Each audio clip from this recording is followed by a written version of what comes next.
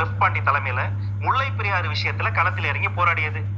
இன்னைக்கு நாம இதை பேசிட்டு இருக்கிறோம். நேற்றுக்கு கிருஷ்ணகிரியில பெண்களுக்கு எதிராக தொடர்ச்சியாக நடக்கக்கூடிய பாலியல் வன்முறைக்கு எதிராக சட்ட ஒழுங்கு பிரச்சனைக்காக களத்தில் இறங்கி போராடினோம்.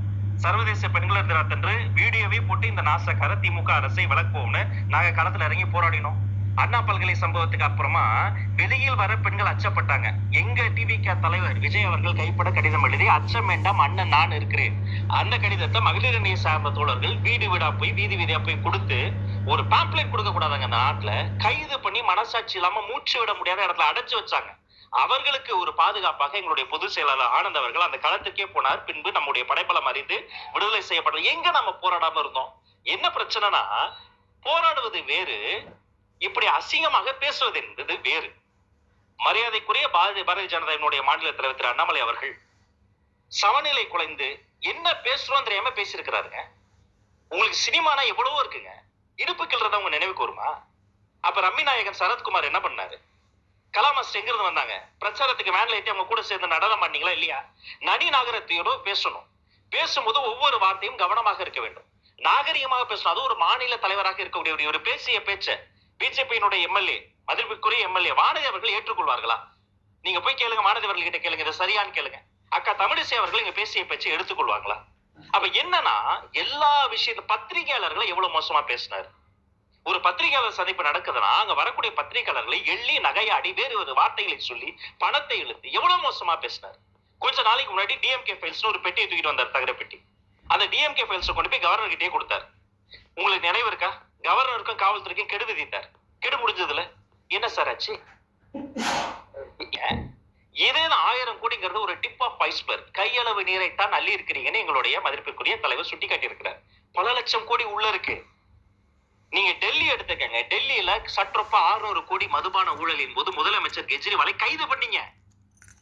கேசிஆர் கவிதாவை கைது பண்ணீங்க. சத்தீஸ்கர்ல இதே நடந்தது. Same scenario. தமிழ்நாட்டுல கைது பண்ண வேண்டிய பாஜக போராட்டம் பண்றீங்க.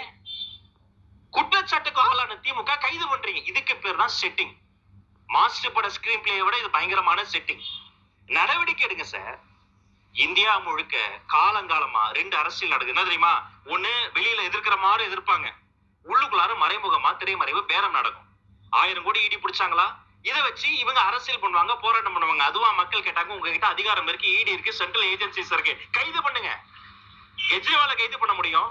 அப்ப தமிழ்நாடு முதலமைச்சரை பார்த்து நீங்க பயப்படுறீங்களா? இளம் தலைமுறை அரசியல் தலைவர்கள்ல நாகரிகமாக பேசுவோம், வரவேற்பு சொல்லுவோம், நாங்க யாருமே நாகரிகம் இல்லாம பேச மாட்டோம், இப்படி எத்தனை விஷயங்கள் சொல்லி வந்தீங்க. இதுதானே உங்க நாகரிகம்.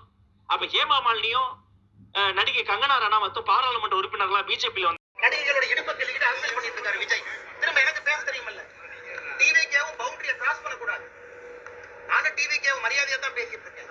அறிக்கை விடும்போது அறிக்கைக்கு ஒரு காரணம் இருக்கு. நான் என்ன விஜய் மாதிரி உட்கார்ந்து நடிகைகளோட இடுப்பை கிள்ளிக்கிட்டு உட்கார்ந்து டான்ஸ் ஆடிட்டு அங்கிருந்து அறிக்கை கொடுத்துட்டு நான் களத்திலிருந்து போராடி கொண்டிருக்கின்றேன், களத்திலிருந்து பேசுறேன். இதென்ன ஒர்க் ஃப்ரம் ஹோம் பாலிடிக்ஸா விஜய்க்கு? ஒர்க் ஃப்ரம் ஹோம் போய் பண்றீங்க. நாடகம் யாரு பண்றாங்க? யாரு? விஜய் 50 வயசுல அரசியல் வரணும்னு தோணுச்சா 30 வயசு எங்க போனாரு? 50 வயசுல காலைல புத்தா எழுப்பி விட்டு நடிகர் விஜய் அரசியல் வர சொன்னாரா? விஜய் யாரோட பீட்டி? நாடகம் யாரு பண்றாங்க? பிஜேபி பண்ணதா விஜய் பண்றாரா? நாடகம் பண்ணுவது விஜய், நாடகம் பண்ணுவது டிவிக்கு.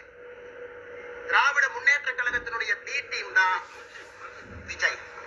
இன்னைக்கு நான் ஆணித்தரமா உறுதியா சொல்றேன், தமிழக வெற்றி கழகத்தினுடைய நடவடிக்கையை பார்த்த பிறகு நான் சொல்றேன், திராவிட முன்னேற்ற கழகம் மறுபடியும் ஆட்சிக்கு வர வேண்டும் என்று ஆரம்பித்த சீக்ரெட் ப்ராஜெக்ட் தான் தமிழக வெற்றி கழகம், சகோதரர் விஜய் அவர். ஏன்னா வரம்பு மீறி அவர்கள் பேச அத ஒருத்தர் பின்னால ஒரு பெரிய பதவிக்கு வந்தார். மல்யுத்த வீராங்கனைகள் களத்துல இறங்கி ரோட்ல இறங்கி கதறாங்க, எங்க பாலியல் அத்துமீறல் நடக்குது, நாங்க கம்ஃபர்டபுளாவோ சேஃபாவோ இல்லன்னு. அவங்க மேலேயே கேரக்டர் அசோசியேஷன் பண்ணி அவர்களுக்கு குரலாக இருக்க வேண்டியது அவங்களை நசுக்கிறாங்க. எந்த கிரவுண்ட்ஸ்ல நீங்க எங்களை பார்த்து மிக மோசமா, நான் என்ன கேட்கிறேன், இன்னொரு 2வது லைன்ல அவர் சொல்றாரு, இவர் சிகரெட் அடிச்சாரு படத்துல, ஃபேஷன் ஒரு படம் நான் பார்த்தேன். என் நினைவு சரியா இருக்குன்னா 2009ஆம் ஆண்டு சத்தியம் தேட்டர்ல போய் நான் பார்த்தேன். மதிப்புக்குரிய கங்கனா ரனாவத் அதுல போதைப் பொருள் அடிமையா அடிக்டா நடிச்சாங்க. வாங்க போதைப் பொருள் தடுப்பு போலீஸ் வச்சு அவங்களை கைது பண்ணிடுவோமா? என்னங்க பேசுறீங்க? சினிமா வேறு, அரசியல் வேறு. சினிமா தொழில், அரசியல் தொண்டு. ஆதரவு அது ஏன்னா புதிய அரசியல், இளமையான ஆதரவு, படித்தவர், இந்த பரபரப்பான சூழல்ல வந்து இறங்கியிருக்காரு. அதனால அவருக்கு தான் ஆதரவு. எப்பயுமே அரசியல்ன்றது ஒருத்தர் குறை சொல்லிட்டே இருக்கிறது தான் அரசியலு. ஒருத்தர் இவங்க நல்லவங்க, அவங்க நல்லவங்கன்னு சொன்னா தான் அவங்க பெரிய ஆள் ஆக முடியும். வேற வழி இல்ல. களத்துல இறங்கி தான் இருக்காரு இப்ப.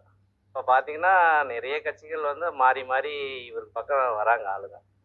பொதுவாவே தீவிரமான கட்சி அரசியல் சூழல் இருந்தாலுமே, விஜய்ன்னா அவருக்கு ஒரு மதிப்பு இருக்கு. அப்படிலாம் இருக்காது. அவருக்குன்னு ஒரு வாக்கு வங்கி கட்டாயம் உண்டு. பி டீம்லாம் சொல்ல முடியாது. சி டீமா கூட இருக்கலாம் வேணா. ஏன்னா, அடுத்தது ஆப்போசிட் வருவார்ல.